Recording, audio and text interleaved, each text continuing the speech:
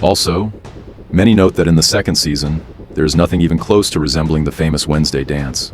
But here it should be noted that the dance went viral thanks to users, while none of the creators expected such an effect. Who knows? Maybe not all the cards have been revealed to us yet, and something similar we will still see. In general, critics highly rated the first 4 episodes. The rating on most aggregators is even higher than that of the first season. Viewers note that the quality has remained at the same high level for Ortega, is still as exciting on work with makeup, sharp jokes, a twisted storyline. In a word, the continuation is a must-see. The second season immediately introduces several new bright characters, one of which is Agnes, who considers herself the main fan of Wednesday. After the end of the first season, the main character earned a reputation as a rescuer of Nevermore, which explains the increased attention to her person. Agnes is an outcast with the ability to become invisible. That's why her trap for Enith, in the second episode of, is to solve a riddle, the answer to which was H.G. Wells' Invisible Man. Her invisibility makes her useful in gathering information, and Uncle Fester is the only one who immediately noticed her presence. When Wednesday finds the missing book, Agnes frees Enith and Bruno, claiming that she had no evil intentions, and that it was all part of the pranks. In some scenes, she wears black to look more like Wednesday, and in some places resembles her from the first season. As a result, Agnes becomes a new ally, helps the heroine in the investigation. Among the newcomers to the series, we can also note Slurp. To show his backstory, Tim Burton specially made a stop-motion short film in his signature style, which refers to the corpse bride. It is called The Tale of the Skull Tree, and in 2 minutes it introduces us to one of the new characters. He is essentially a zombie-animated Paxley Electricity. The more brains Club eats, the more human-like he becomes.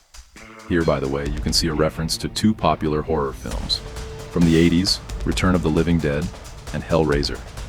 In the first, zombies ate brains, and in the second, they used the dead to restore their flesh. In fact, Club does this, and his brain addiction led to him finally speaking at the end of the 4th episode. In it, he comes face to face with Augustus Stonehurst, greeting him as an old friend, and then eating his brain. This line indicates that they have a history together dating back to their time at Nevermore. It is also hinted that the Oyak story of the Skull Tree is missing a key part, namely Stonehurst's involvement. Thus, his role was hidden from the legend, and thus remained a mystery. The immediate decision to kill Stonehurst and eat his brain after meeting him suggests that the former science teacher may have played a major role in Slurp's death. It may be his death that led to Stonehurst leaving the academy for good, himself potentially being one of the first outcast test subjects. We cannot overlook the new director of the Mora, Barry Dort, played inimitably by Steve Buscemi. He claims that the academy was attacked because his predecessor became too attached to the Normus, weakening the defenses of Nevermore. Therefore, he tries to correct her mistakes and return the institution to its former glory by any means necessary. Buscemi's character turned out to be bright, outwardly frivolous, but understanding how outcasts can be manipulated with their powers. This makes him an ambiguous character who will certainly show himself in the second half of the season, and will probably continue the tradition of academy directors with a dark side.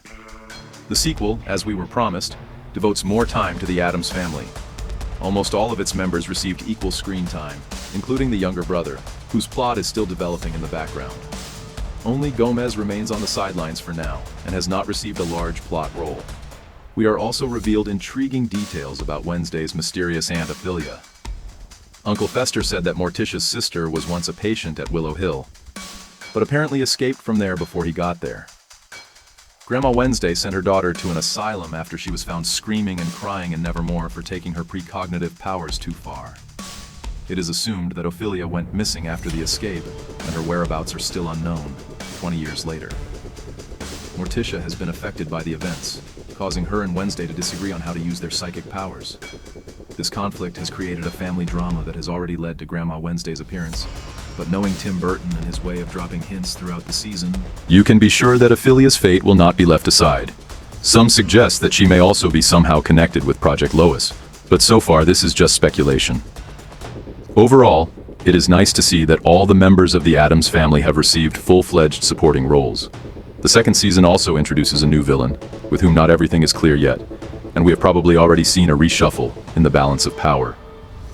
After defeating Joseph Craigstone in the finale of the first season, the heroes encounter a new villain, whose identity is hidden until the 4th episode. Wednesday and Uncle Fester learn the truth about Project Lois. It turns out that this stands for Laboratory Selection of Outcasts in the System. A top-secret project led by August Stonehurst and his daughter Judy was implemented with the aim of extracting the abilities of the outcasts and transferring them to the Normics. It is unclear what kind of experiments were carried out on them, but the outcasts shown are clearly traumatized and disfigured. Judy, on the contrary, received the ability to control birds, which we saw throughout the first episodes. Fester uses his powers to disarm her, de-energizes all healing, with Willow Heal, which leads to the unlocking of cells and the weakening of all electrical restrictions. In the midst of chaos, Marilyn Thornhill frees Tyler, hoping to manipulate and control him again. However, he turns into Hyde and kills her. After that, he meets with Wednesday, but the fight between them is not shown to us, and only the finale is seen when the heroine is thrown out of the window. Despite the fact that we are presented with this as a tragic episode, the character of Artiga will be alive in the second half of the season, otherwise the series could be finished. But because of this incident, she may die briefly before she is resuscitated or fall into a coma. This in turn will become part of the story of restoring her former powers, which she lost. Her visions may just bring her together with her missing aunt, and give the story a new twist. In any case, a fall from such a height will leave a mark, and Wednesday will probably still be in the hospital by the time the second part of the season comes out. The question also remains open: where did Tyler go? There are actually many options, from his abandoned house in Jericho, the Gates house, or even Nevermore, to finish what was started in the first season. In addition, it turns out that now in the series, in addition to the embittered Hyde, there is also Judy Hlubb, who has become human, and probably regained his strength. So, Wednesday may team up with one of the new antagonists against a common enemy, and to save Enid. If we could place bets, we would bet on the squishy one, because firstly, his story seems the most tragic now, and secondly, he is connected to the one who accidentally brought him back to life. Tyler and Jut look the opposite, like real villains who are embittered and want revenge. But to find out, we will have to be patient, because the second half of the season starts only on September 3rd. And while we wait, be sure to share your impressions of the second season. Well, that's all for today, friends. See you in new videos very soon.